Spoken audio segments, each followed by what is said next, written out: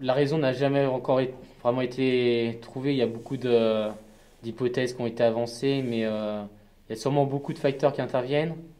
Peut-être aussi déjà, pour une part, la modification des pratiques au niveau des vinifications, avec la maîtrise du SO2, peut-être des apports trop élevés au départ, qui avaient tendance après donc à fragiliser un, puisqu'ils étaient surprotégés peut-être au départ aussi. Et après aussi, je pense qui intervient aussi, c'est l'élevage long. Je pense qu'on stabilise mieux les vins et on peut être mieux à tenir dans le temps. Ça, je pense aussi, c'est aussi une importance non négligeable de faire des élevages longs. On parlait aussi des bouchons. Il y a beaucoup, c'est vrai qu'il y a eu, je pense, dans un moment des soucis de bouchon, mais il n'y a pas que ça. Il y a Mhm, plusieurs paramètres peut-être qui se rencontrent et c'est pour ça aussi que c'est aussi complexe à élucider finalement. mhm. Et c'est vrai que beaucoup de facteurs interviennent. Ok. Donc là, on parlait des blancs. Quelle est l'approche pour les rouges? Pour les rouges, l'approche a beaucoup évolué depuis 2006.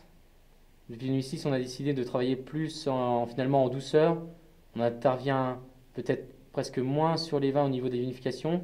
On est déjà à une étape en fait à réception de la vendange qui est une macération préfermentaire à froid en fait. Donc Mhm, on descend, on abaisse la température à environ 10 degrés mhm, et on laisse cette température pendant environ 10 jours sans intervenir sur le raisin. Donc mhm. ça va permettre d'extraire en douceur finalement des tanins qui seront ronds et ne seront pas astringents.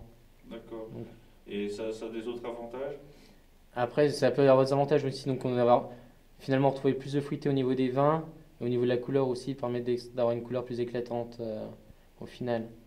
Et Mhm, après, donc au niveau, une fois que la fermentation est partie, en fait, les pigeages qui vont permettre d'extraire encore un peu plus de matière, on va essayer de les concentrer finalement sur une période très courte. Principalement, finalement, on pige sur quasiment qu'une seule journée. C'est vraiment au moment en fait où on commence à avoir de l'alcool et pas trop d'alcool justement pour éviter d'extraire les tanins durs. Donc on essaie vraiment d'extraire à un moment précis pour extraire que des tanins doux et ronds. mhm. Et le levage, après, aussi long que pour les Voilà, blancs. tout à fait 18 mois. On a l'avantage aussi pour les rouges d'avoir une cave très fraîche, donc Mhm, ce qui permet de retarder les fermentations malolactiques mhm. au printemps suivant, et donc ce qui va permettre aussi de stabiliser les vins et aussi la couleur de cette manière-là.